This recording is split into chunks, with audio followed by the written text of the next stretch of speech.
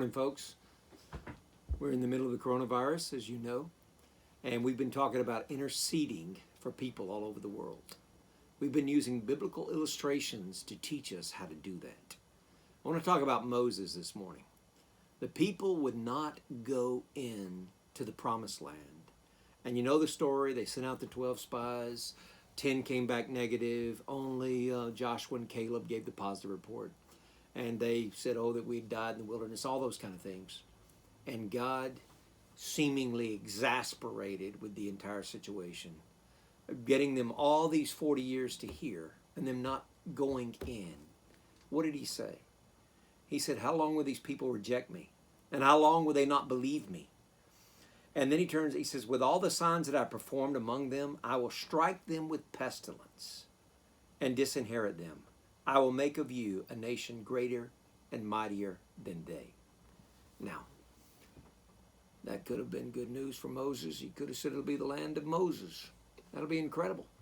I won't have any trouble. I'll bring these people up the way I want them. But you know what he did?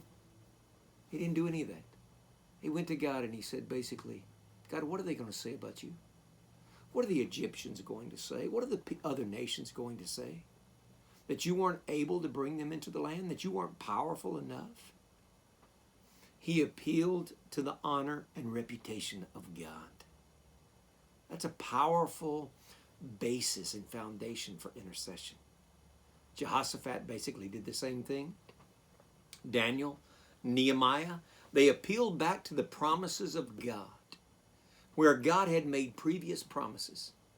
And we've talked about through these last days that he's promised us that if we'll ask, we'll receive, we'll seek, we'll knock.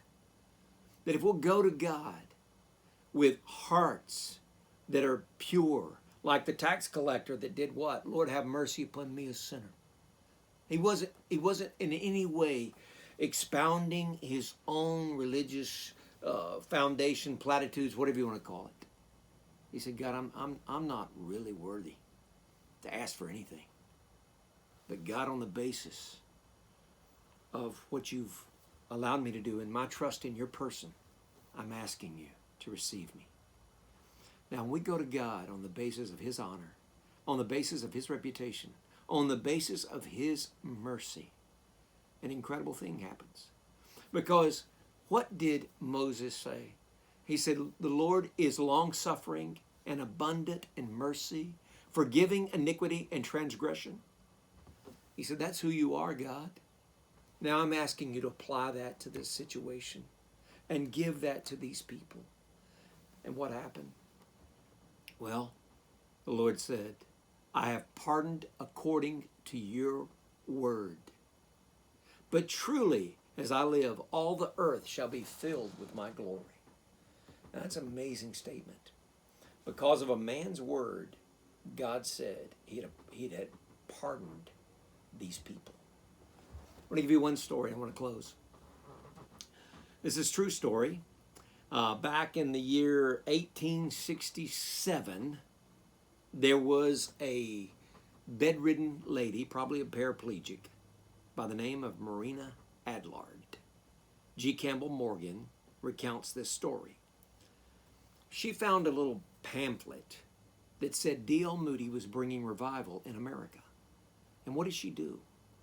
She took that pamphlet and she started praying with it every single day. Now, D.L. Moody was 4,000 miles away. She didn't have any idea where he was or what his circumstances were.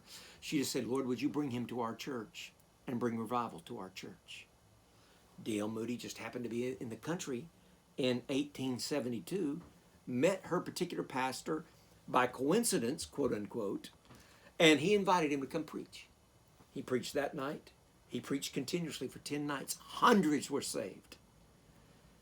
He came to the pastor. He said, who's been praying? Where's your prayer meeting? What's going on here? He said, there is no prayer meeting. There is no revival committee. There's nothing. I'm astounded just as you are. He said, no. This doesn't happen unless somebody prays. Are you sure? He said, well, there's one bedridden girl that prays, and we could go see her and ask her. He did. He found out that Marina Adlard had been praying every single day since she got that pamphlet until this day. He said, I want to see her. Walked into the room. He said, honey, have you been praying for me to come to America? She pulled it out. It was yellow. It was haggard. It had discolored. And she said, yes, I've been praying that you would come here. He said the presence in that room was unbelievable. Here was a lady that couldn't do anything else. She could have sat there and said, you know what? I can't do anything to affect this, just like the virus today. But she chose to make her life one of prayer. D.L. Moody, what did he do? When he started to leave, she said, I want you to write your name in my birthday book. I'm going to pray for you every day. Is that okay? He said, yes, it is. Well, G. Campbell Morgan found when he went to see her years later that she had prayed for him every day up until he died. Could be D.L. Moody's work was attributed to a praying lady. What difference we can make.